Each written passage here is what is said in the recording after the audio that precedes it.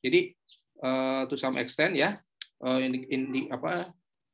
inflasi itu dalam tahap yang wajar itu malah bagus ya. Ada insentif ya, ada insentif bagi pengusaha untuk bisa berproduksi, benar nggak? Ada insentif kita itu berarti ada hal yang bisa ada peluang gitu kan, karena masyarakat sudah mulai bergerak ya. Dari indikasi yang tadi saya sebut ya, ternyata rekreasi sudah banyak nih masyarakat, mungkin karena sudah divaksin kan, sudah berani gitu kan, sudah berani datang ke mall kan, benar nggak? Zakat mallnya juga harus berani juga kalau zakat mallnya ya. Jadi jangan hanya ke mall gitu kan. Kemarin di Tanah Abang bahkan wah ramai sekali tuh kemarin di Tanah Abang, sampai keretanya ditutup. Kereta ke Tanah Abang ditutup.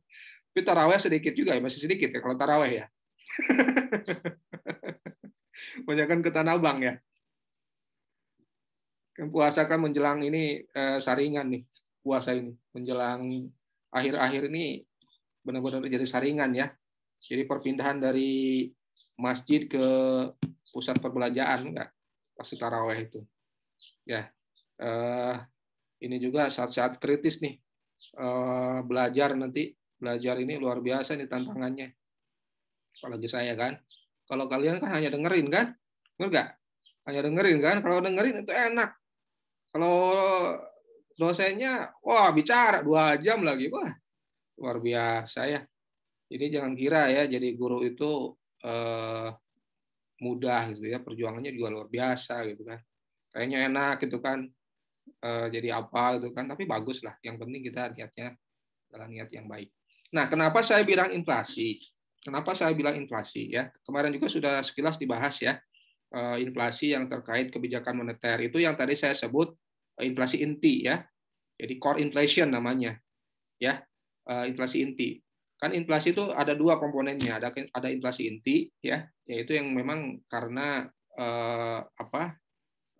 karena kebijakan moneter ya, karena perubahan-perubahan dari sisi moneter ya, jumlah uang beredar itu kan, atau BI kan ada tuh data M1, M2 kan ada, M0 ya, data dari BI itu ada, M0, M1, M2 tuh ada, tiap bulan tuh ada, bahkan lebih cepat, lebih frekuen datanya. Nah, itu yang menyebabkan inflasi inti. Nah, inflasi non inti berarti kan sisanya itu ya, itu inflasi yang karena faktor-faktor yang lain, yang selain faktor moneter, yang tadi itu saya sebut. Makanya kan ada barang-barang 10 kategori itu ya.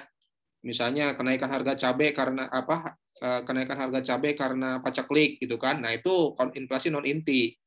Jadi kalau nanya inflasi ya BI itu yang disalahkan inflasi non intinya. Kalau BI ya, kalau BI yang disalahkan itunya.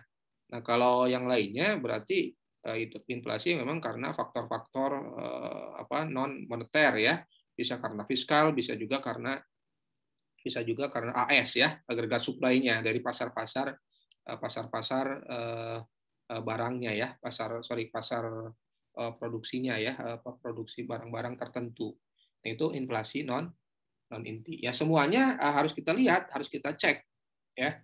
Kalau kalian nanti jadi pemangku kebijakan gitu ya, atau jadi pengusaha dan seterusnya, itu inflasi itu harus dicek ya, harus dicek oleh kalian ya. Even ketika kalian tanam cabai kan, benar nggak? Hati-hati loh, tanam cabai itu jangan ketika cabainya sedang naik-naiknya, benar nggak? Nanti kan kita panen ketika cabainya turun. Kalau orang berpikiran yang sama, kita harus antisipatif, benar nggak? Wah, cabai naik nih, ayo kita semuanya tanam cabai. Semuanya tanam cabai. Akhirnya pas kita panen, cabainya lagi turun. Hati-hati juga ya. Jadi ya itulah kemampuan adaptif dan kemampuan bisa memforecast masa depan. Itu penting juga ya. Bedanya sarjana dengan non sarjana kan di sana. Ya, kita bisa antisipatif gitu kan, bisa mengecek apa yang akan diminta oleh pasar gitu kan. Bahkan bukan hanya itu, kalau kalian ekonomi syariah berarti harus cek apa yang paling manfaat untuk pasar. Enggak, paling manfaat dengan tidak mengurangi aspek-aspek kesyarihannya gitu kan. Investasi ini apakah investasi emas apa investasi yang lain? Kalau emas kan kita aja yang pegang, benar nggak? Ada nggak dampak ke sektor realnya? Nggak ada kan? Nah, apakah misalnya investasi beli misalnya kita mudorobah atau beli saham itu kan ada dampak realnya kan? Uang yang kita investasikan itu dipakai untuk sektor real, benar nggak? Ya, gitu kan. Jadi kita itu harus bisa menimbang-nimbang manfaatnya, gitu kan. Manfaatnya itu seperti apa. Nah, itulah bedanya sensitivitas ekonomi ya. Sensitivitas ekonomi. Oh, filsuf banget sih, filsafat banget ya. Memang ekonomi kan filsafat, enggak? Ekonomi kan filsafat, makanya kalau kalian jadi dokter namanya filosofi doktor, enggak? Atau doktor of filosofi. Jadi ujungnya filsafat. Ya, semakin hati-hati kita itu harus bisa memilah-milah mana yang baik dan mana yang buruk. Ya, bukan hanya yang benar mana yang salah, tapi juga mana yang baik mana yang buruk. Bahkan di antara yang baik itu mana yang terbaik. Benar ya? Itu jadi ingat tuh, coba saya cek ke kalian. Kalau kita menanyakan ke ahli gizi, dia hati-hati nggak dalam berkonsumsi ke ahli gizi? Kayaknya hati-hati ya ditimbang. Wah, ini kalorinya terlalu besar. Atau ke dokter lah ya, ke dokter. Makanya jaga kesehatannya kan tinggi ya, benar nggak? Hati-hati, api kan untuk kesehatan. Karena apa? Mereka tahu gitu loh. Mereka tahu ini yang baik, mana yang benar salah atau baik buruk, bahkan mana yang baik dari yang terbaik dari yang baik, benar nggak? Nah, itu kan artinya mereka sudah memahami the essence of knowledge ya untuk bidangnya masing-masing. Demikian pula nanti kalian jadi sarjana ekonomi ya harus punya sensitivitas yang kuat dari sisi ekonomi ya, pakai ekonomi syariah. Jadi jangan serta-merta nanti ditanya kan ekonomi itu apa sih? Nah, kita harus punya sensitivitas sebagaimana dokter gitu ya. Sebagaimana dokter sangat hati-hati ya, hati-hati terhadap kesehatan gitu ya. Dokter kan seperti itu. Saya juga punya teman tuh anaknya dokter gitu kan. Anaknya dokter 2 lagi.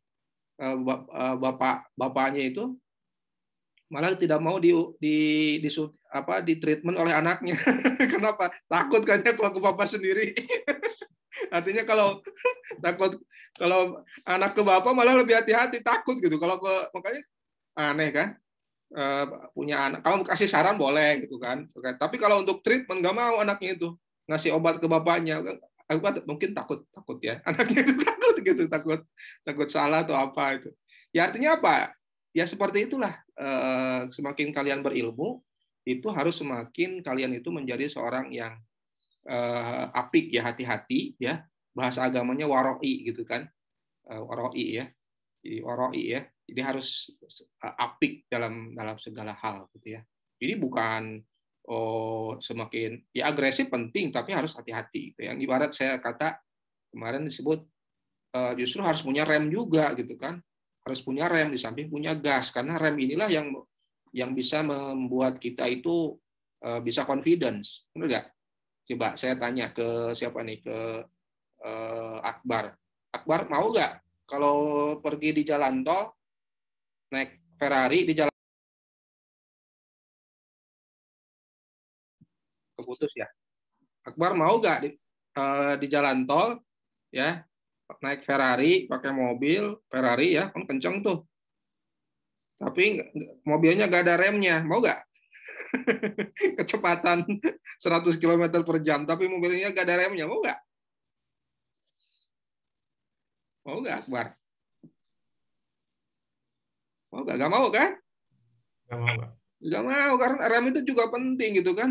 Ferrari yang membuat mahal itu sebenarnya salah satu itunya remnya, benar nggak? Yang membuat mobil-mobil mahal itu kan sebenarnya rem loh, bukan hanya gas. Kalau nggak ada rem, nggak ada yang berani beli mobil ya kan. Nah itulah ekonomi syariah juga seperti itu sebenarnya. Kayaknya rem itu kan, syariah itu kan remnya. Ini ekonomi, tapi kok banyak dilarang sih, riba dilarang segala macam kan, maisir gitu, maghrib gitu ya, maisir, goror, riba, kok banyak larangannya sih. Bukannya ya udahlah pasar bebas saja. Itulah remnya gitu kan. Dengan rem itu kita lebih aman, lebih nyaman, benar nggak? Dengan rem itu kemudian kita bisa lebih confident, benar nggak? Dan itu bisa membuat kita lebih cepat. Jadi itulah kenapa kalau ada pertanyaan, kok apa ekonomi syariah ke pertumbuhan itu ada hubungannya? Itulah ekonomi syariah itu memang ada batasan-batasan tertentu, menambah batasan-batasan tertentu, tetapi batasan itu adalah bagus ya, bagus dan itu akan sangat menunjang kepada pertumbuhan dan juga belum lagi nanti masalah keadilan, pemerataan dan seterusnya. Itu ya. Itu jawaban sementara lah. Kalian kan baru belajar makro, nanti ke depannya bisa belajar lagi dengan saya dan juga dosen-dosen yang lain. Baik, seperti biasa ya. Seperti biasa kita dengarkan recording kuliah saya, kemudian kita lanjut dengan tanya jawab ya, diskusi. Bentar ya, saya share dulu.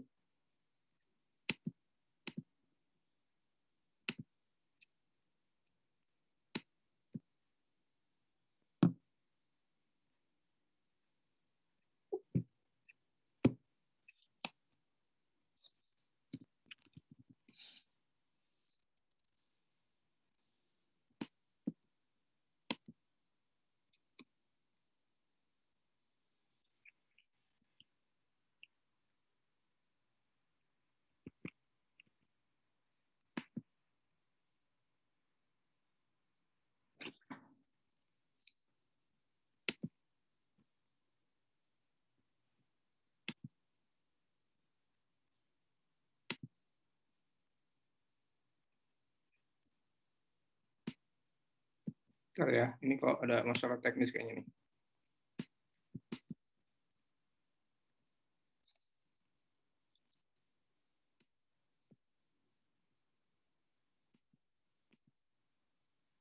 Identitasi dalam Islam.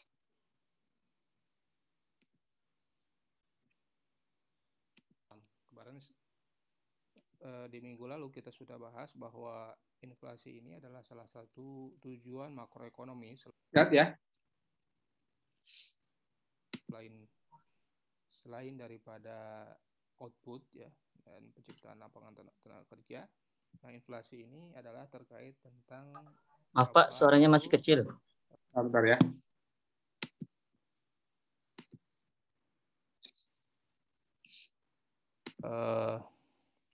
Bentar ya. Peningkatan harga-harga secara umum ya dalam Alhamdulillah jelas.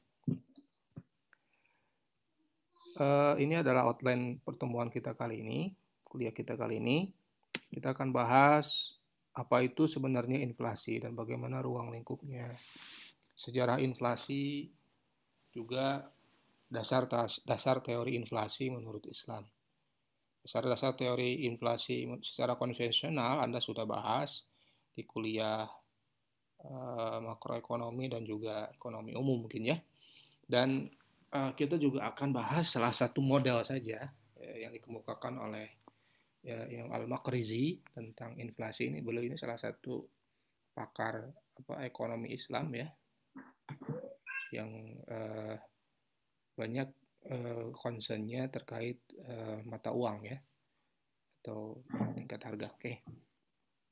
Nah, kita tahu bahwa inflasi ini merupakan satu masalah ya dalam perekonomian. Inflasi dianggap sebagai bentuk taxation ya. Taxation itu men-tax atau mempajak tanpa ada legislation ya, tanpa ada peraturan. Ini menurut Milton Friedman ya. Kita punya uang 1 juta sekarang mungkin akan berbeda. Sekarang bisa misalnya membeli 10 item barang.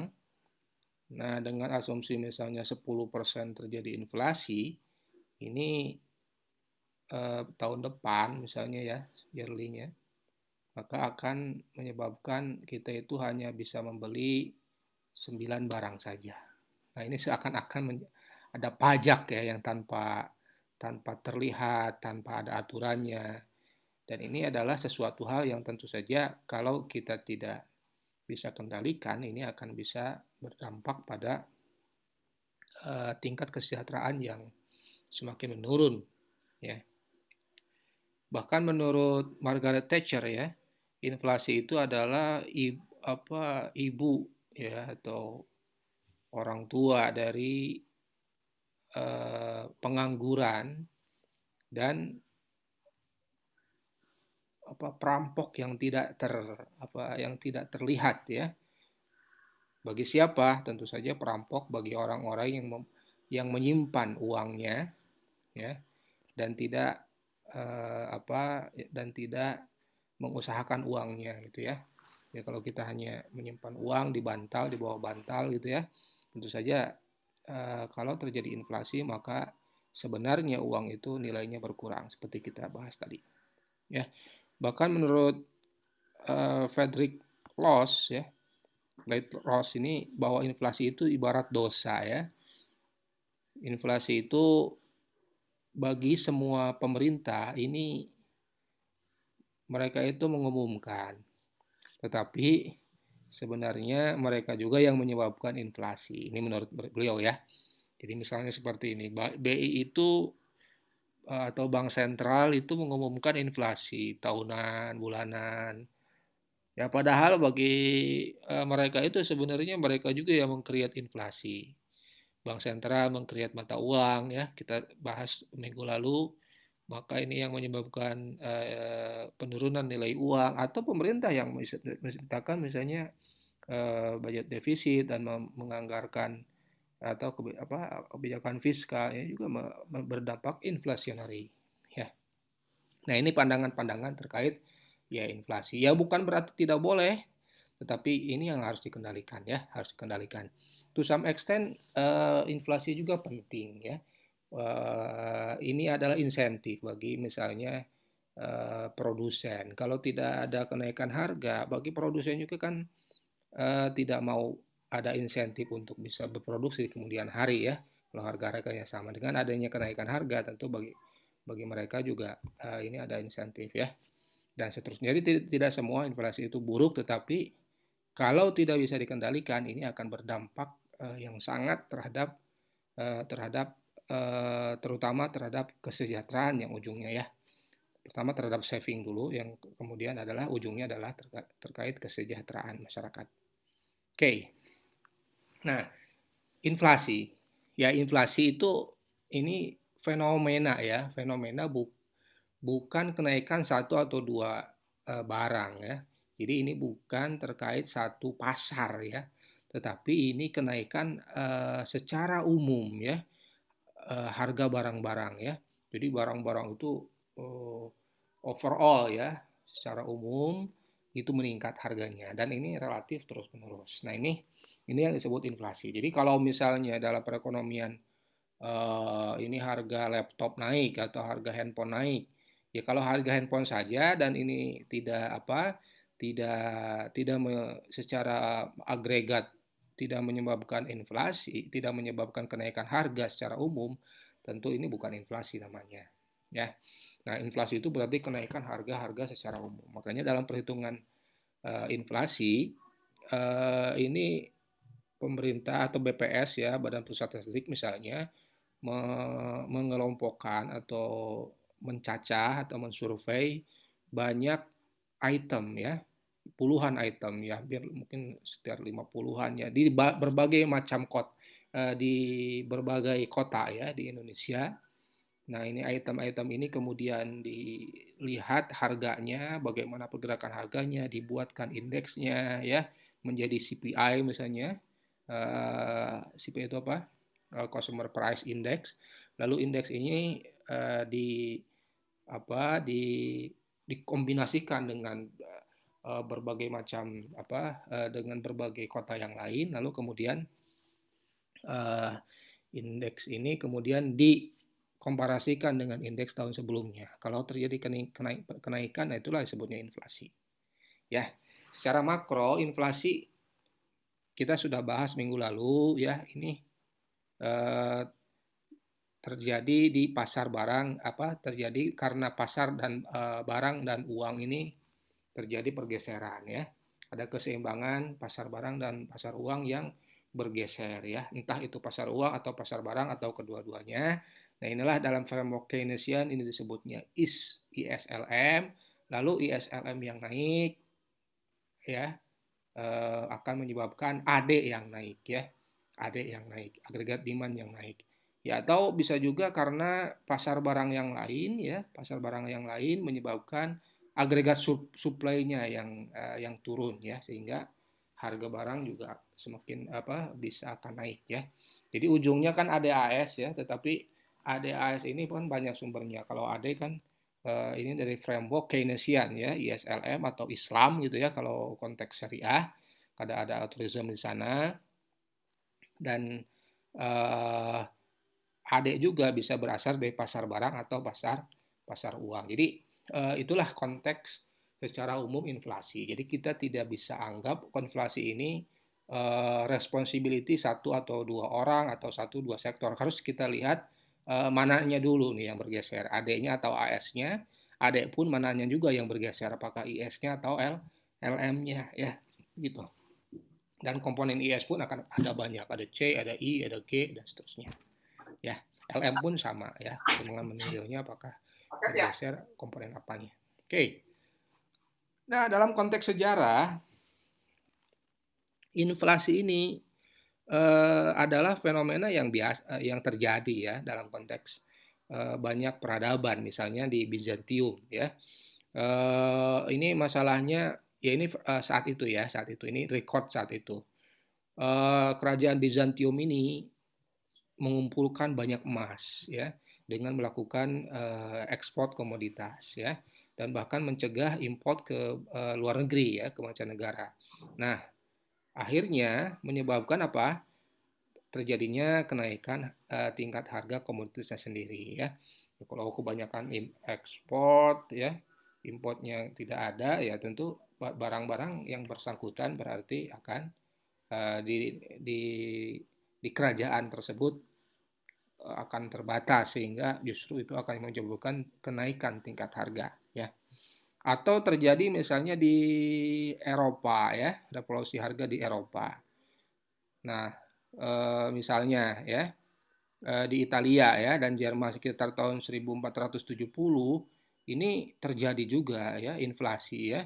Bahkan ini kemudian ada efek contagion ya ke Eropa yang lain ke negara Eropa yang lain secara bertahap ya. Nah ini ini kan revolusi ya berarti kan kenaikan harganya itu bisa drastis gitu ya seketika dan ini terjadi mostly over time ya. Jadi sepanjang waktu Eropa itu mengalami kenaikan harga di tahun 1470-an dan sekitarnya itu. Oke. Jadi ada fenomena inflasi ini adalah secara konteks harga itu terjadi. Secara konteks sejarah itu terjadi. Prancis juga tahun 1870 juga mengalami inflasi karena ini terjadi kenaikan produksi emas. Berarti kan kalau tadi barangnya yang terbatas berarti AS-nya ya. Nah kalau ini uangnya saat ini masih menggunakan emas ya. Saat itu ya menggunakan emas. Sehingga kalau sebenarnya kan relatif saja antara barang dengan mata uang ya. Jadi kalau barangnya turun supply-nya tentu saja harga barang tersebut akan naik. Atau sebaliknya, emasnya atau mata uang yang terlalu banyak berarti kan ini nilai emasnya yang turun atau berarti kan kalau nilai emas turun artinya nilai barang yang naik. Oke ya. Jadi ini inflasi dari sisi moneter ini. Jadi kalau konteks sekarang mungkin money creation-nya terlalu banyak atau karena dulu emas berarti ada kenaikan produksi emas gitu ya. Nah, menurut Chevalier ya, ini ekonom Prancis tahun abad 19 bahwa pertambahan suplai emas ya saat itu emas masih jadi mata uang akibat ditemukannya ladang tambang baru ya ini mengakibatkan turunnya harga emas relatif terhadap komoditas yang lain ya. Nah inilah yang menyebabkan kenaikan tingkat harga seluruh barang kecuali emas. Saat itu emas masih jadi mata uang. Oke ya, jadi banyak sekali banyak sekali faktor penyebab inflasi dan ini bisa dari sisi supply, bisa dari sisi demand. Ya dari sisi supply-nya barangnya yang naik, barang yang terbatas, paceklik misalnya, dari sisi demand-nya banyak. Bisa faktor IS-nya, bisa faktor LM-nya. Kalau LM-nya naik berarti inflasi juga, IS-nya naik bakal akan inflasi juga ya, karena akan menyebabkan AD yang bergeser. Oke, gitu ya. Nah, secara konvensional teori inflasi ini mudah ya. Ini persamaan Irving Fisher ini ya, teori kuantitas uang atau quantity theory of money ya. Ini klasik ya, bahwa uang itu MV ya, uang dengan dikalikan velocity ini akan sama dengan tingkat harga dikalikan Q. Nah, Q ini kemudian kan tidak bisa kita ukur ya. Ya bisa kita ukur dengan transaksi, jumlah transaksi, tapi juga susah juga diukurnya. Akhirnya Q atau T ini kemudian kita ukur dengan Y ya, atau output real gitu ya. Nah, PQ sendiri atau PY sendiri itu adalah output nominal gitu ya. Nah, sehingga kalau kita ambil P di sini adalah sama dengan MV per Q. Kalau kita lonkan, lon P sama dengan lon M plus lon V minus lon Q ya. Berarti kan persentase perubahan P ini akan sama dengan persentase perubahan MV ini minus persentase perubahan Q. Itu ya. Itu idenya. Jadi 3 hal ya yang menyebabkan inflasi. Apa itu? 1, sirkulasi uang ya, atau kecepatan perpindahan uang antar masyarakat yang begitu cepat, berarti kan terlalu konsumtif nih uangnya. Masyarakat tuh konsumtif sekali ya. Ya untuk sehingga ada money demand di sana, keseimbangan money real naik ya. Yang kedua, bisa juga karena terlalu banyak uang yang dicetak atau diedarkan ke masyarakat. Berarti kan masalah M-nya ya. Ada masalah M-nya. Yang ketiga, tentu saja terjadi penurunan output secara nasional. Berarti kan Q-nya di sini ya. Minus Q-nya. Gitu kan kalau kita lonkan kan seperti itu. Jadi kita lihat dulu mana sumbernya. Nah, kalau dalam strategi penanggulangan inflasi ya dilihat dulu sumbernya apa. Jadi jangan main hantam misalnya inflasinya penyebabnya supply, malah yang dikejar demand-nya atau sebaliknya gitu ya. Ya kalau karena paceklik ya jangan diberikan obat dari sisi moneter, ya berarti pacekliknya yang harus dinaikkan, efek produktivitasnya yang harus dinaikkan dan seterusnya ya. Oke. Nah, setelah teori quantity theory of money, ya ini kan klasik ya. Keynes juga mengemukakan teori inflasi ya. Jadi menurut teori Keynesian bahwa inflasi itu disebabkan masyarakat hidup di luar batas kemampuan ekonominya, gitu ya. Nah, dengan kata lain, inflasi menurut Keynes ini terjadi karena AD yang terlalu besar. Berarti berarti kebanyakan menurut Keynes ini bukan supply-nya yang tidak ada atau ya ini fenomena tahun 1928 ya. Bukan karena supply-nya yang tidak ada, tetapi memang karena demand-nya yang terlalu tinggi gitu ya. Nah, sehingga solusi yang harus diambil adalah mengurangi jumlah AD itu sendiri. Apa itu? Misalnya dengan mengurangi G ya, meningkatkan tax atau dengan kebijakan uang ketat gitu ya. Ini kalau misalnya dalam satu perekonomian terjadi overheating ya, bahasanya overheating ya, atau ekonomi yang terlalu panas. Nah itu coba itu mungkin karena terlalu banyak konsumsi, terlalu banyak G, terlalu tax-nya yang terlalu sedikit atau uangnya yang terlalu banyak sehingga itu harus diperketat gitu ya untuk menurunkan inflasi tersebut. Oke. Ada juga teori yang lain. Ini dari teori strukturalis. Ini lebih ke jangka panjang ya. Nah, menurut teori strukturalis bahwa inflasi ini berasal dari rigiditas atau kekakuan struktur ekonomi ya. Struktur ekonomi. Nah, ini terkait kekurangan suplai komoditas barang dan jasa. Berarti ini kan dari sisi AS-nya ya kalau menurut teori strukturalis ya. Nah, karena faktornya struktural, maka pertambahan barang atau produksi yang terlalu lambat dibandingkan dengan pertumbuhan ekonomi akan terjadi sehingga harga barang-barang akan meningkat dan terjadi kelangkaan devisa ya. Nah, ini juga akan menyebabkan kelangkaan harga barang kenaikan harga barang yang lain sebagai efek lanjutannya. Nah, sehingga inilah yang menyebabkan terjadinya inflasi yang berkepanjangan ya. Jadi ini menurut teori strukturalis ini lebih ke arah AS-nya ya. Jadi kalau AS-nya berkurang, ini kalau satu barang ini satu supply berkurang, ini lama-kelamaan AS juga akan bergeser ke kiri atas ya. Ya kalau kerangka DAS. Oke ya. Nah, ini solusinya berarti kan ini kan terkait sektor pangan ya, dan industri ya. Ini harus diberikan solusinya ya. Oke, ditambah berarti. Oke, next. Nah, dari sisi jenis atau sumber inflasi, nah ini refleksi dari yang sudah dibahas sebelumnya ya.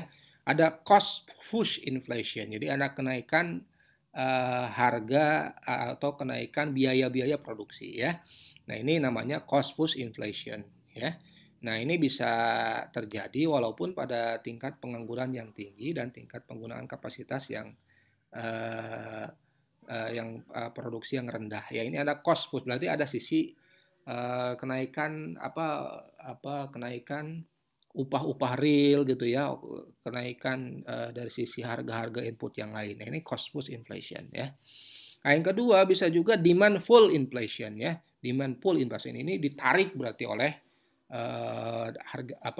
faktor demand ya. Ini yang diwakili oleh agregat demand ya. Berarti kan ekonominya terlalu overheating ya.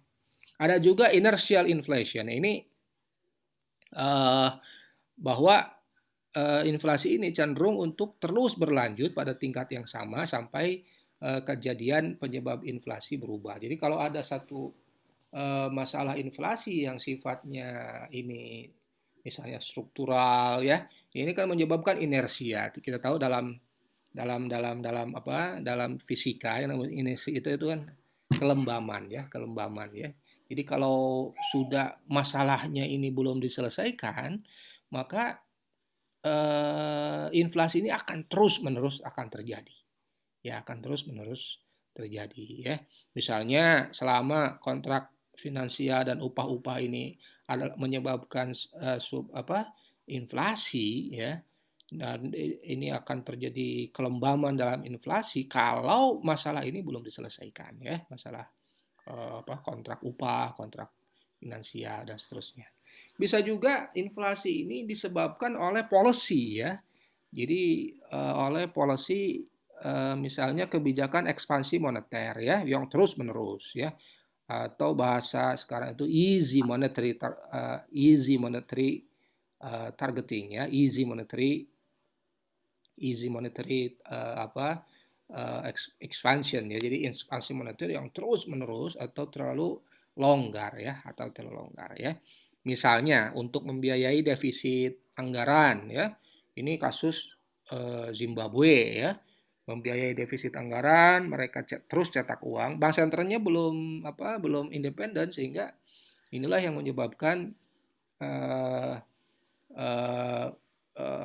seigniorage atau akan menyebabkan terus-menerus uang itu dicetak, sehingga kalau uang terlalu banyak, ini ibarat jambu saja ya, atau beras itu ya. Kalau jambunya terlalu banyak, ya murah harga jambunya. Nah, kalau uangnya terlalu banyak akibat terus-menerus dicetak untuk membiayai defisit anggaran, maka tentu saja harga uang akan relatif terhadap barang yang lain akan turun. Nah, inilah sebutnya. Kalau harga uang turun, artinya harga barang yang lain akan naik. Nah, inilah yang disebut inflasi. Oke. Nah, dampaknya ya ini tidak perlu ya dibahas. Ini cukup banyak ya dampaknya. Investasi akan berkurang ya kalau terus-menerus terjadi inflasi, maka ini kan tidak nyaman ya, perekonomian itu tidak nyaman ya, sehingga akan mereduksi insentif orang berinvestasi. Mendorong tingkat bunga tentu ya. Kalau inflasinya terus naik, maka bank sentral akan punya kecenderungan untuk menaikkan tingkat bunga. Tingkat bunga kenapa? Karena untuk menarik lagi uang yang sudah beredar ya. Kalau menarik lagi kan berarti inflasinya akan turun. Nah, tetapi kalau tingkat bunga yang terlalu tinggi, maka tentu saja akan menyebabkan apa? Biaya modal, biaya financing, biaya kredit, biaya yang lain ya di sektor finansial ini akan tidak efisien. Ini yang menyebabkan apa suku bunga kredit, suku bunga yang lainnya akan naik sehingga ini tentu saja akan membebani masyarakat ya yang mempunyai pembiayaan ya. Bahkan kalau ini dampak lanjutan daripada kenaikan tingkat bunga, ini akan menyebabkan kalau tingkat bunga terlalu tinggi, maka apa? Maka kecenderungan orang itu akan menyimpan dananya itu bukan di sektor real malah akan masuk ke sektor finansial sehingga kita tahu di sektor finansial banyak hal-hal yang sifatnya spekulatif sehingga penanaman modal yang bersifat spekulatif di pasar finansial akan dengan tingkat bunga yang tinggi ini akan semakin banyak, akan semakin tinggi ya. Nah, ini akan menimbulkan ketidakpastian dalam ekonomi, menimbulkan kegagalan pelaksanaan pembangunan, misalnya pembangunan sudah di-create misalnya dengan tingkat bunga tertentu, sekarang the Fed menaikkan tingkat bunga tentu saja akan bisa menyebabkan gejolak ya. Pembayaran utang juga akan semakin naik ya. Pembayaran utang akan semakin naik. Pembiayaan juga akan semakin naik. Ya, bahkan akan menyebabkan daya saing produk nasional akan berkurang, menimbulkan defisit neraca pembayaran. Kita tahu defisit neraca pembayaran atau bill of payment untuk membiayai untuk membayar utang itu akan terlalu besar ya atau bisa juga karena penurunan harga atau daya saing produk nasionalnya yang berkurang gitu ya. Oke, jadi banyak sekali hal-hal yang buruk yang menyebabkan bahwa inflasi yang tidak terkendali ini dihindari oleh masyarakat. Oke, nah bagaimana kebijakan pengendalian inflasi? Ya kita tahu kebijakan bisa dengan kebijakan fiskal, bisa dengan kebijakan moneter. Fiskalnya apa? Ya tentu saja masuknya ke IS. Berarti IS-nya yang harus digeser ke kiri atas. Berarti apa? Dengan misalnya mengurangi G ya atau dengan menaikkan tax ya. Misalnya ya ini kan kebijakan. Kalau konsumsi kan bukan kebijakan, itu kan perilaku sektor ya, perilaku masyarakat. Oke. Bisa juga melalui kebijakan moneter. Tentu saja dengan mengendalikan money supply ya. Bagaimana instrumennya? Ya dengan OPT, operasi pasar terbuka. Misalnya dengan pembelian atau penjualan surat berharga bank sentral ya.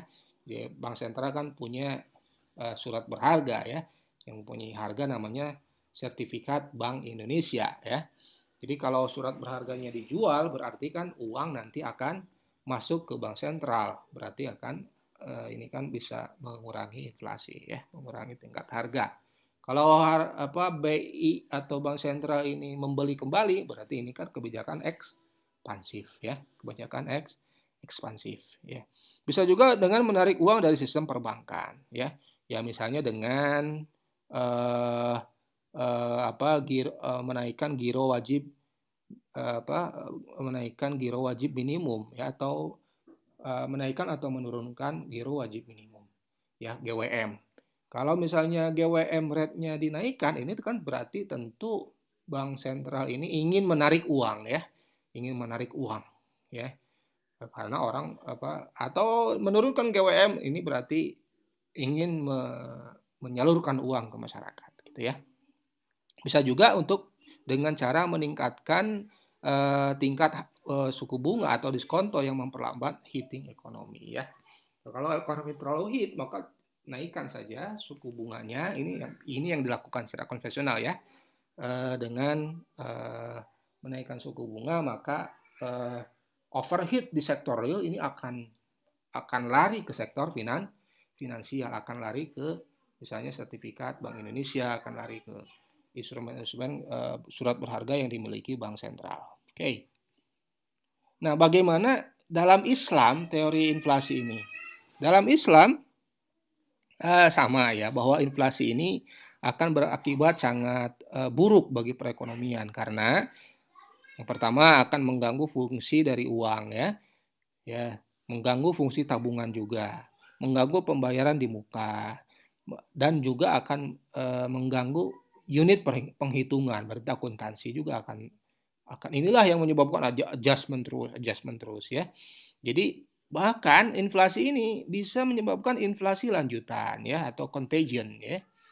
Inflasi juga bisa melemahkan insentif atau semangat menabung masyarakat ya. Sehingga akan lama-kelamaan akan menurunkan marginal propensity to save ya. Inflasi juga akan meningkatkan kecenderungan belanja terutama untuk kebutuhan non primer dan barang mewah. Ini akan menaikkan marginal propensity to consume ya. Nah, inflasi juga akan menyebabkan atau mengarahkan investasi kepada hal yang non produktif. Ya, tadi disebut ya. Instead of daripada kita itu simpan misalnya masyarakat itu simpan di sektor real lebih baik karena ini terjadi inflasi dan suku bunga ditambah dari suku bunga di sisi di bank sentral itu tinggi, ya lebih baik simpan saja misalnya di instrumen-instrumen keuangan ya.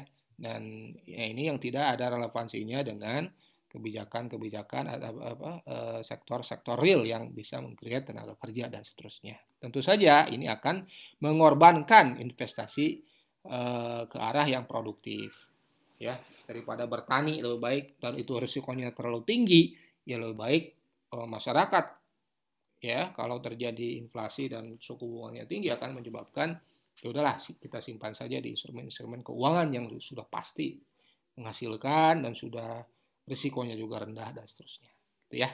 Jadi inflasi juga sama, pandangan Islam juga sama, ini sesuatu hal yang bisa to some extent ya, dan kebanyakan itu bisa berdampak buruk ya terhadap perekonomian ya.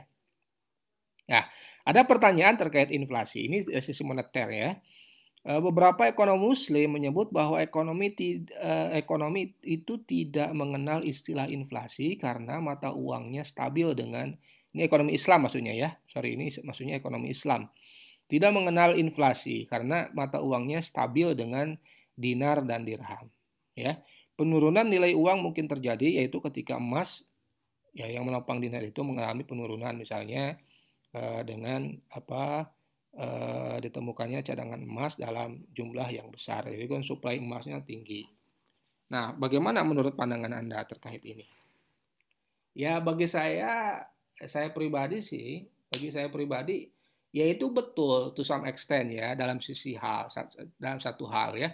Tapi kalau kita lihat konteks inflasi secara makro seperti kita sebut tadi bahwa inflasi itu adalah fenomena-fenomena yang terjadi memang karena banyak faktornya ya, baik faktor demand atau faktor supply. Di sini menganggap bahwa ekonomi Islam itu pasti tidak mengenal inflasi karena mata uangnya sudah betul menggunakan mata uang dinar dan dirham. Betul itu dari sisi mata uang. Tetapi faktor inflasi kan banyak juga. Kalau faktor supply-nya berkurang, terjadi paceklik dan seterusnya bisa juga ini bisa menyebabkan terjadinya kenaikan harga-harga barang dan jasa. Jadi Anda harus objektif bahwa ekonomi Islam bisa dalam ekonomi Islam bisa terjadi inflasi karena apa? Karena apa? Bukan berarti dengan penerapan dinar dan dirham misalnya itu cashplank ya atau 100% semuanya bisa menghindari inflasi ini. Bukan seperti itu. Tetapi itu hanya ya, teman-teman petik, hanya mengurangi salah satu sumber inflasi. Ya, bagus kalau misalnya mata uangnya dinar dirham atau to some extent rupiah itu misalnya atau mata uang itu dikaitkan, bukan hanya emas sebenarnya, dikaitkan atau dicadangkan ya ataupun mempunyai reserve dalam bentuk sesuatu hal yang bernilai, misalnya emas atau perak atau misalnya logam-logam mulia atau sekarang mungkin minyak bumi dan seterusnya, itu ya. Jadi hati-hati, kita itu harus objektif ya, dan jangan terlalu mengklaim bahwa kalau misalnya dinar dirham bisa inflasi, inflasinya bisa tidak ada dan seterusnya. Itu tidak bisa. Tidak, kita harus berpikir objektif karena ekonomi itu adalah masalah supply dan demand dan seterusnya. Oke.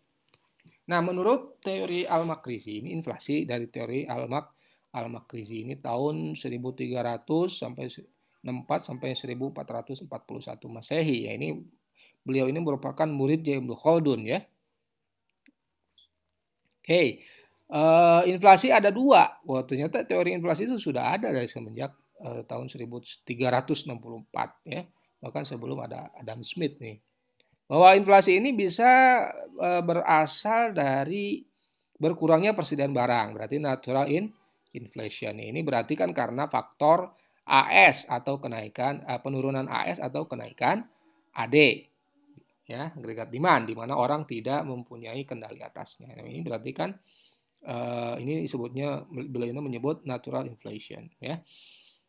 Dan teori Al-Makrizi juga menyebut bahwa inflasi juga bisa terjadi karena kesalahan manusia atau human error ya, inflation. Misalnya karena terjadi korupsi atau masalah administrasi yang buruk ya, pajak yang berlebihan, memberatkan petani, atau jumlah uang yang berlebihan. Jadi Al-Makrizi ini menggolongkan dua ya. Ini memang karena masalah yang mau tidak mau ya alamiah gitu, penurunan AS atau kenaikan AD.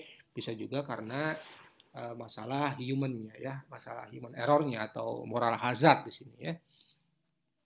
Masalah kebijakan dan seterusnya. Korupsi juga masuk ke human error inflation ya. Alamiah ada juga bisa karena terlalu banyak bisa karena terlalu tinggi AD ya, terlalu tinggi agregat demand. Ya misalnya uang yang masuk dari luar negeri terlalu banyak, berarti net export terlalu banyak menyebabkan agregat demand terlalu tinggi misalnya ya. Atau juga karena penurunan tingkat produksi atau AS ya, karena paceklik, perang, embargo ekonomi dan seterusnya. Oke ya. Nah, inflasi alamiah ini sebenarnya bisa dimodelkan ya, Al-Makrizi ini dalam model yang ini maksudnya apa sih? Bukan membandingkan, sebenarnya teori Al-Makrizi itu ada sebelum model teori klasik dan juga Keynesian ya. Jadi kalau dimodelkan itu sebenarnya sama dengan ini ya. Kita sebut tadi MV sama dengan PT atau PQ ya. Di mana ini itu berasal dari AD ya. Sama dengan C plus I plus G plus NX, di mana Y ini adalah C plus I plus G plus NX, dan keseimbangan ADAS, dan di mana AS itu sama dengan Y. Ini inflasi alamiah. Jadi ujungnya adalah bahwa inflasi alamiah ini inflasi yang karena AS gitu ya. Nah, human error inflation ini banyak sebabnya. Tadi sudah sebut ya. Ada korupsi, ada pajak yang berlebihan, ada pencetakan uang yang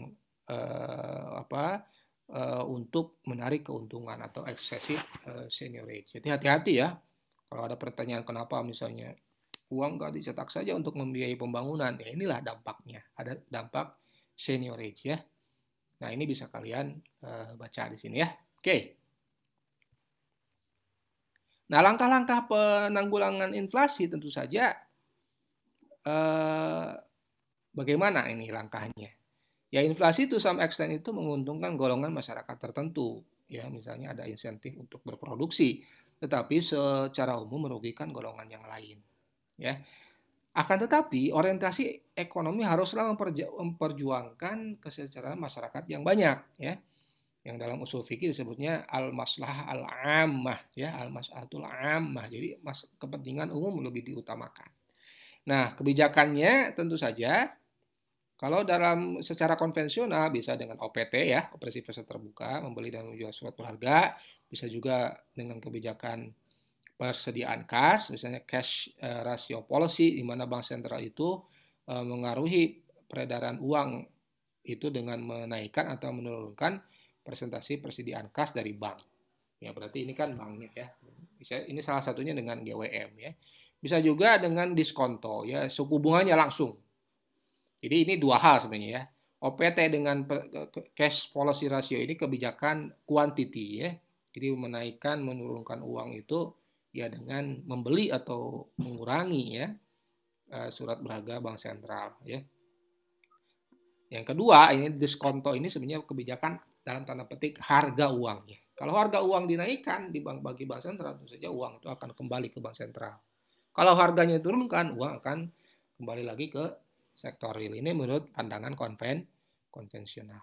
Oke, nah kalau menurut ekonomi syariah, ya ini ada pengecualian. Apa itu?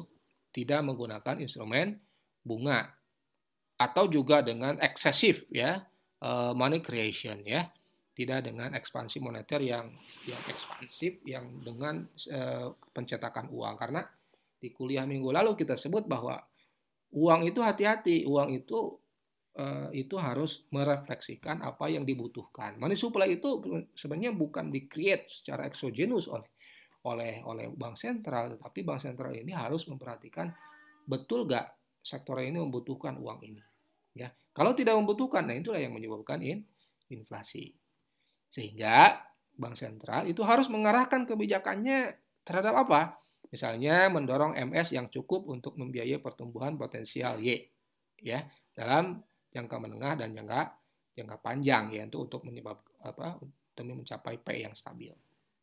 Sasarannya dengan menjamin bahwa pengembangan moneter yang tidak berlebihan, ya, melainkan cukup dengan memanfaatkan kapasitas perekonomian dalam menyediakan barang dan jasa bagi kesejahteraan sosial ya, seperti kita bahas minggu lalu bahwa MS itu adalah bukan exogenous, MS ini harus sifatnya endogenous ya, harus harus melihat apa itu yang terjadi di sektor realnya ya. Nah, bahkan esensi dari ekonomi Islam itu adalah bagaimana uang itu perputaran di sektor itu cepat sekali ya, harus cepat di sana. Jadi aktivitas ekonomi itu berjalan ya. Ekonomi itu tidak lepas dari aspek apa? Satu, produksi, dua, distribusi, ketiga, transaksi ya. Dan ini berputar terus di kalangan masyarakat. Inilah yang menyebabkan ekonomi itu bergerak. Jadi uangnya mungkin tidak, tapi kalau terus bergerak ekonomi ini menyebabkan perputaran uang di sektor itu tinggi. Inilah yang menyebabkan income creation ya. Inilah yang menyebabkan penyerapan tenaga kerja dan seterusnya. Itu ya. Nah, dari sisi kebijakan fiskal juga ini out of context sebenarnya ya. Ini kebijakan fiskal juga harus diatur ya. Nah, kalau fiskal G-nya itu harus hati-hati ya, harus sesuai dengan perencanaan, tidak terlalu ekspansif, terlalu bombastis untuk budget defisit gitu ya, karena apalagi tidak ini itu melampaui batas kemampuan gitu ya. Jadi lebih baik ini betul-betul diperkirakan ya. Utang luar negeri atau utang domestik juga harus diperkirakan, apakah masyarakat ini cukup mampu untuk bisa, atau perekonomian itu cukup mampu bisa mengembalikan itu. Membiayai utang, dengan utang itu perlu ya, utang itu ya silahkan berutang, tapi memang untuk kebutuhan yang doruri ya, untuk kebutuhan yang mendesak ya. Oke. Instrumen pajak juga bisa untuk mengontrol misalnya kebijakan tarif pajak ya, untuk stabilisasi daya beli masyarakat itu ya. Terus kebijakan fiskal yang lainnya, misalnya melarang konsumsi yang berlebih, bukan dengan menggalakkan konsumsi yang berlebihan, malah melarang atau menghimbau masyarakat tidak menggunakan sumber dayanya untuk terus menerus terhadap konsumsi yang tidak ada dampak multipliernya gitu ya. Atau ini lari misalnya ke entitas yang lain, kita konsumsi barang impor itu ya, dan barangnya barang luxury dan seterusnya, bukan misalnya konsumsi yang ada efek multipliernya ke masyarakat, yang nanti kita keluar dari kantong sebelah kanan masuk ke kantong sebelah kiri gitu ya. Melarang juga segala macam penimbunan, ya. Penimbunan atau transaksi yang bersifat eksploitatif. Memaksimalkan fungsi penerimaan zakat. Nah, ini kan kalau zakat kan berarti menarik uang, ya. Nah, menarik uang, lalu uang ini secara optimal penerimaan ini akan kemudian menciptakan built-in stability, ya. Sehingga ini bisa membantu sekali kenaikan harga ketika agregat demand itu terlalu tinggi, ya, atau melebihi agregat supply, ya. Kebijakan yang lain silahkan bisa meningkatkan produksi, ya, kebijakan upah, kebijakan pengawasan harga, berarti ini dari sisi supply, ya, bisa kalian baca. Nah, mungkin itu dari saya. Demikian kuliah ini.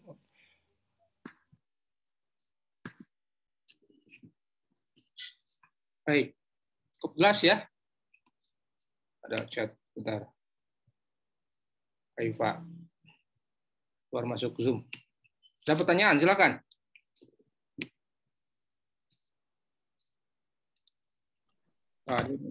Kantuk nih siang-siang nih. Nah, on-screen dulu semuanya. Halo.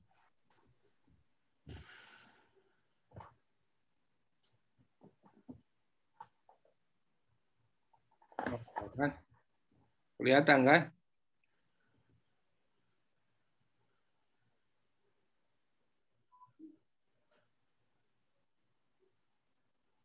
Angga nih lagi di kampus enggak? Enggak, Pak. Ini background. Oh, backgroundnya. Si Awang juga sama, kayak di kampus.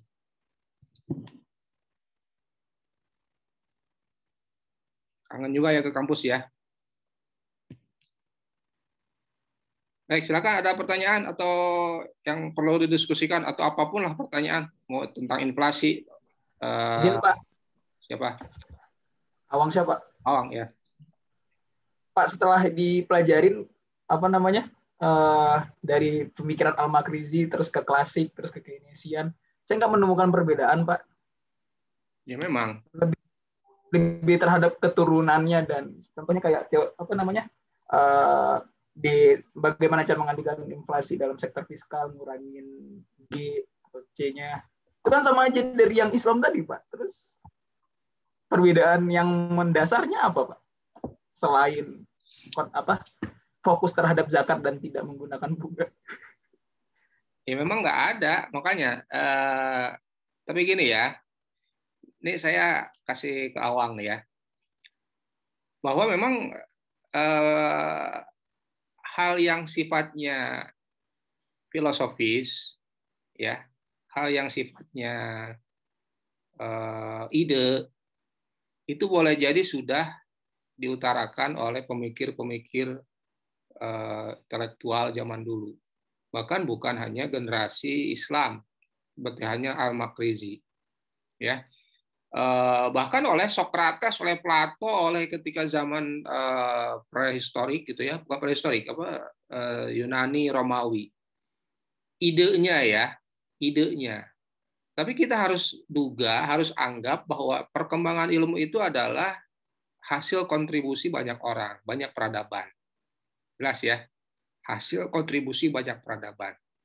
Ya, kemarin kita anggap misalnya dinar atau dirham itu kan sebenarnya bukan spesifik atau bahkan klaim adalah mata uang yang dipromosikan oleh Islam. Betul, Islam mempromosikan itu, tapi Rasul itu sebenarnya itu juga mengadopsi dari Romawi dan Yunani gitu ya. Dinar itu kan dari sana, dinarius kan, atau dirham itu kan drachma, Persia. Karena imperium yang ada saat itu adalah Romawi dengan Persia gitu ya. Jadi kalau ingin uang yang agak premium ya dinar, emas, yang agak pertengahan yaitu dirham gitu ya, perak. Ada lagi di Arab karena orang Arab itu mungkin masyarakat wong cilik tuh ya banyak kan. Ya udah diperkenalkan fulus gitu ya, tembaga. Ya, fulus. Ya, fulus tuh bahasa Arab kan, fulus tuh ya. Atau bahasa Arab itu aplas tuh kan orang yang punya pulus ya, berarti orang yang pulus tuh yang punya pulus berarti kan orang yang ini apes gitu ya, aplas tuh Jadi orang yang punya uangnya recehan, bukan uang bukan uang dinar gitu ya.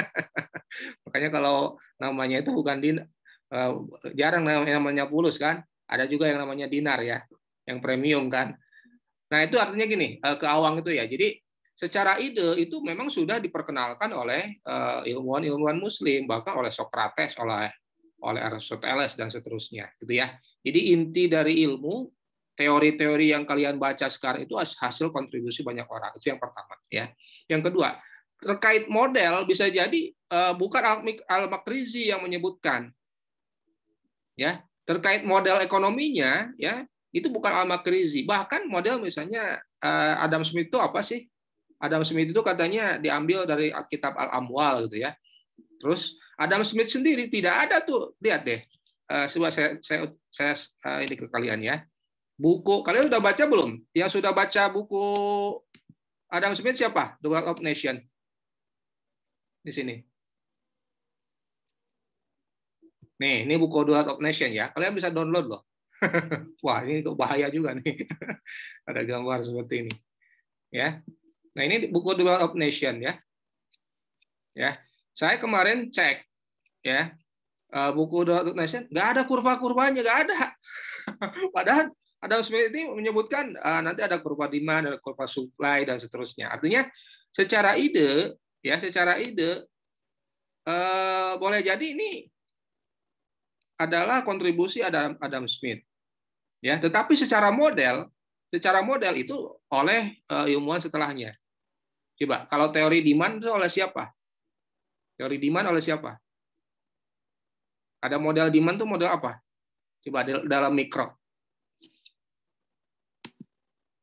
Ada yang tahu nggak? Higgs ya. Kayaknya Higgsian demand kan ada ya? Pernah dengar ya? Higgsian demand itu Higgs ya. Artinya atau Keynes. Saya ini ke kalian juga buku Keynes, ISLM nih. Saya punya bukunya nih. Kalian juga bisa download ya. Nah, ini buku Keynes nih. Ini udah gak ada hak ciptanya lagi. Ini gak ada model ISLM di sini, gak ada kurva. Coba kalian cek, ada gak kurva ISLM dalam model Keynes itu? Ya, artinya secara ide mungkin sudah ditawarkan gitu ya oleh ilmuwan Muslim. Tetapi secara model kita tidak bisa buta mata bahwa ini adalah kontribusi ilmuwan non Muslim juga. Kita kan boleh berguru kepada non-Muslim juga nggak apa-apa kan? Boleh nggak? Kalau nggak boleh, ini guru saya banyak yang non-Muslim. Nanti ilmu saya nggak bermanfaat nanti. Ya itu artinya gitu ya awangnya. Jadi ada kesamaan ide, ada kesamaan koherensi. Karena apa? Objek yang diteliti oleh mereka itu sama, manusia. Manusia itu kan makhluk yang rasional. Ya, makhluk rasional. Jadi kan mereka karena objeknya manusia ya, fenomena-fenomena ekonomi itu sebenarnya sudah ditangkap dari zaman sebelum Nabi. Itu sudah ada. Dari zaman Nabi Adam sudah ada fenomena ekonomi. Benar nggak? Dan itu sama kan? Ya, jadi kalau kalian belajar fenomenologi itu ya, berarti teori itu lahir dari apa? Teori itu lahir dari apa? Kejadian-kejadian yang berulang-ulang, benar nggak? Misalnya teori Newton. Newton itu dari mana? Newton tuh lihat Newton itu lihat kok jatuh ya apel itu. Jatuhnya dari atas ke bawah gitu. Kok nggak ada ya apa yang jatuh dari bawah ke atas itu.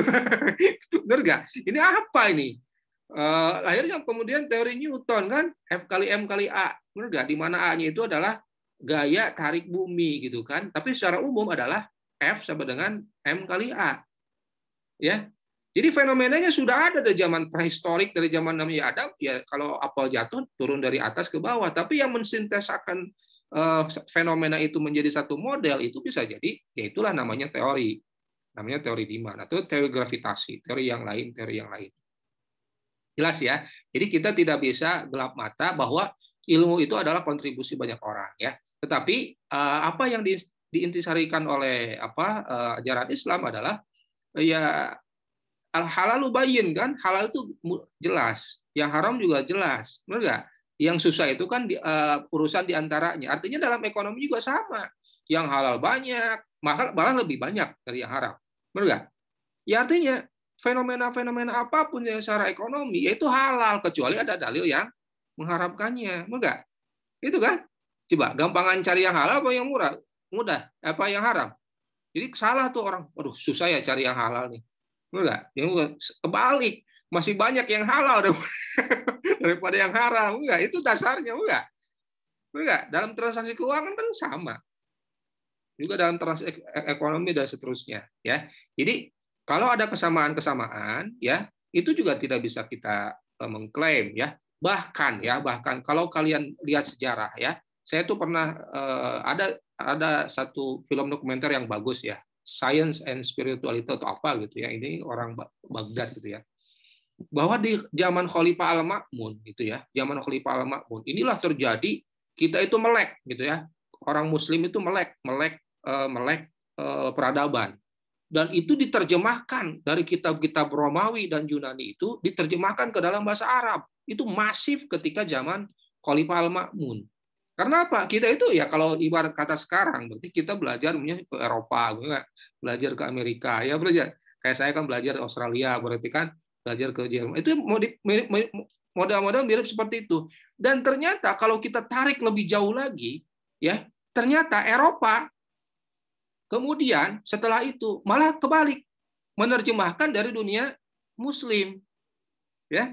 Setelah ada Renaissance gitu ya di Prancis itu, malah kitab-kitab buku-buku dari dunia Arab yang namanya dunia Islam itu diterjemahkan oleh orang Eropa. Kalian mungkin kenal, tahu ya, misalnya Al-Qanun fit Tibb, ya, the Canon of Medicine. Itu sampai sekarang itu jadi textbooknya orang kesehatan, itu Ibnu Sina, ya.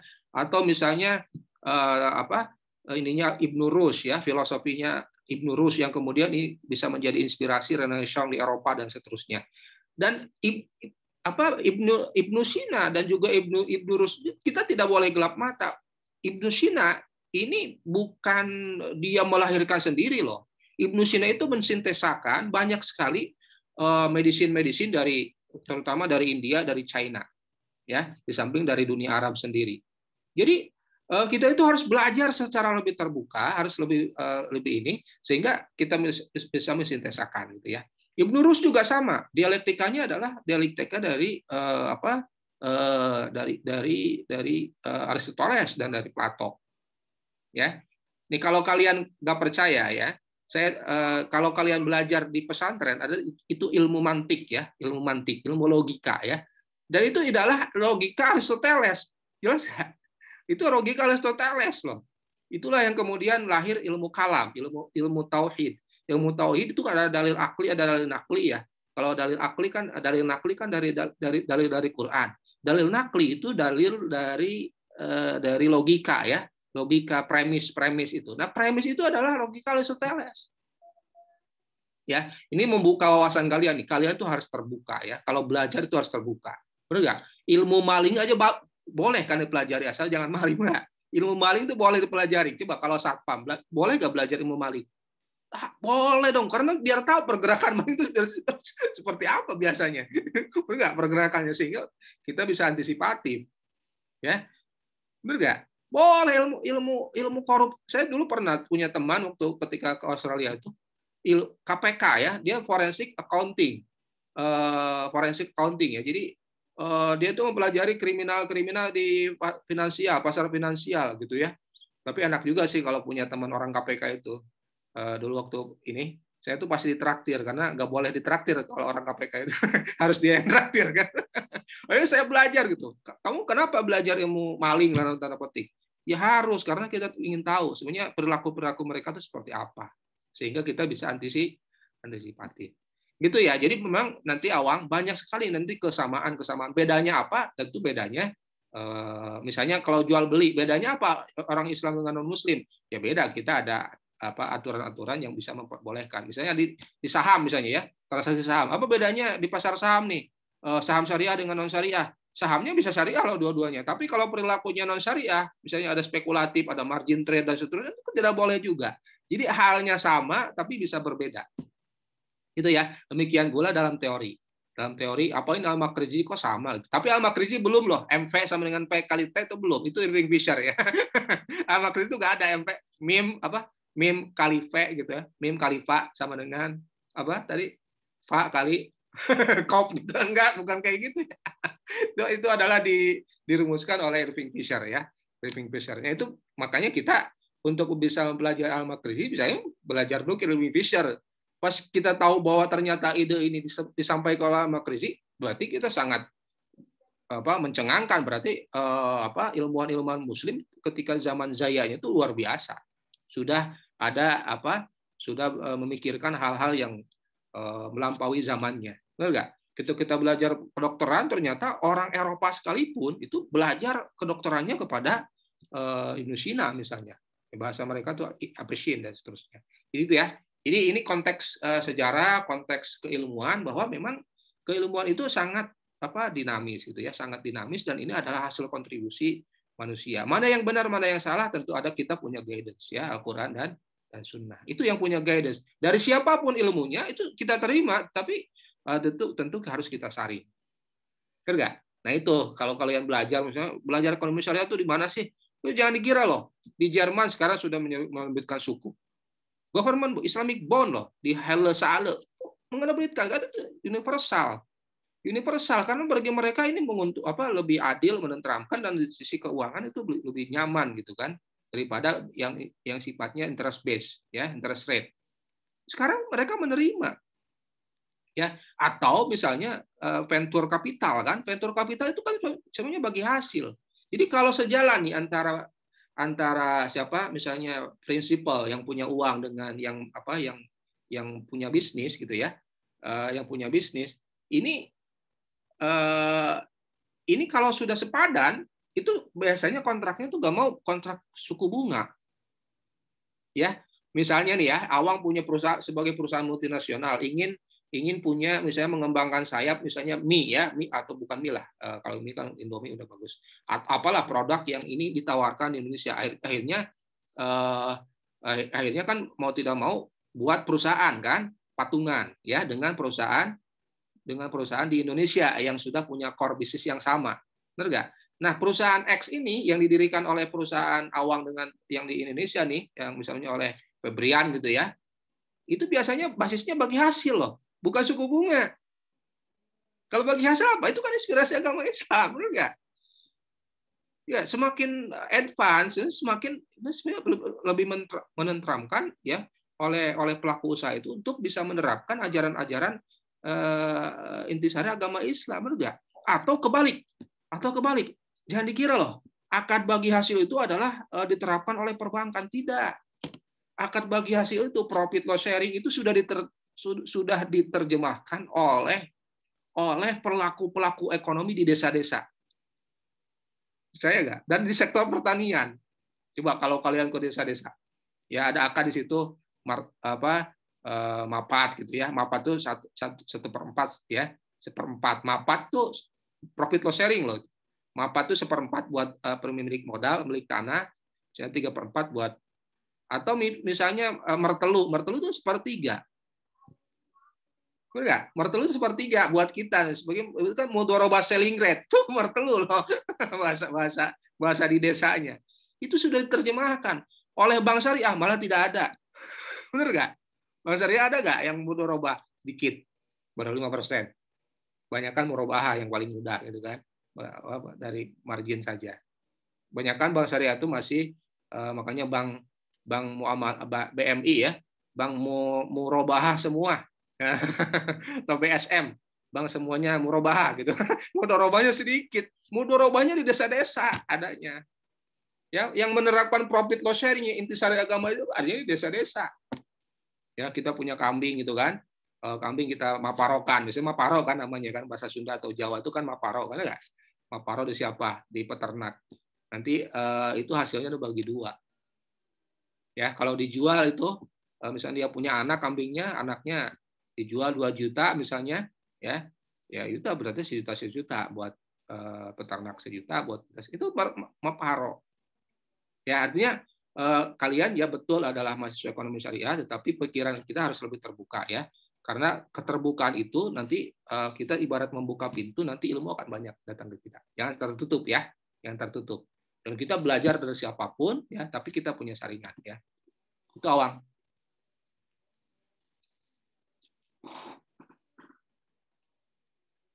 Silakan, ada pertanyaan lagi? Satu lagi.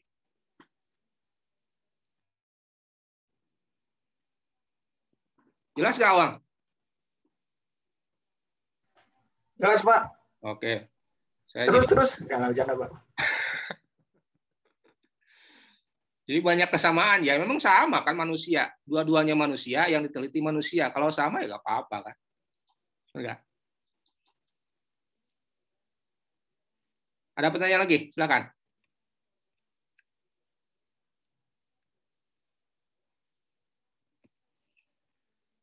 Baik, kalau tidak ada pertanyaan, kita tutup ya. Ya, balik lagi tadi ke Awang ya. Kalian kan ini lagi belajar makroekonomi syariah. Kita belajar dulu, konvensional juga belajar kan. Makanya kan XR itu harus 7 tahun sebenarnya, belum kan 4 tahun enggak. Karena kalian harus Ada ngeluh, Pak, yang anak XR di BI. apa? Katanya pada ngeluh, Pak, anak lulusan XR IPB di BI. Katanya terlalu makro, jadi kita keok kalau mau intern dan hal-hal lainnya. Makanya kalian harus belajar ekonomi pertanian gitu ya, yang mikro gitu, interdepth-nya ya, atau SC-nya, ekonomi kehutanan gitu kan, ya itu. Jadi kita jangan terlalu makro mikro itu sama ilmu semua ya, tapi kita harus punya keunggulan. Tapi keunggulan IPB itu satu itu ya, analisanya ya, analitiknya kita harus punya daya analisa yang kuat gitu ya, bisa memecahkan masalah gitu, bukan jadi bagian dari masalah, benar nggak? Harus bisa memecahkan masalah, bukan jadi bagian dari masalah. Ya, dan juga IPB itu humble orangnya ya, karena harus humble ya, harus handap asor lah bahasa Jawa atau Sundanya itu. Handap asor itu harus kita punya kemampuan, keahlian, tapi tetap kita harus jaga sikap kita ya, jangan sombong, jangan angkuh dan seterusnya.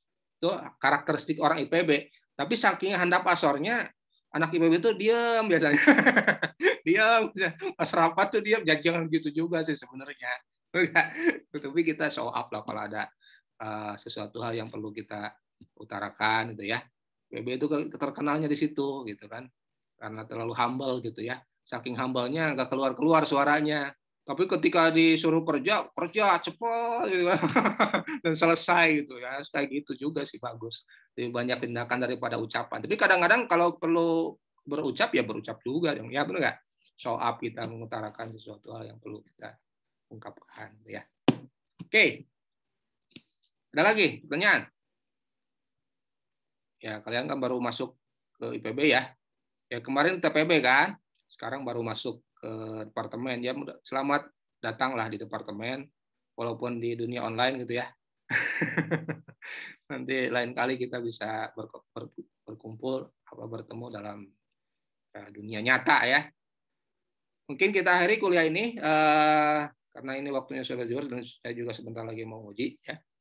Kemudian kita tutup dengan pembacaan hamdalah dan doa kafaratul majelis. Alhamdulillahirabbil alamin, subhanakallahumma wa bihamdika. Sekian, assalamualaikum warahmatullahi wabarakatuh. Waalaikumsalam warahmatullahi wabarakatuh. Jazakallahu khairan. Terima kasih, Pak. Ya.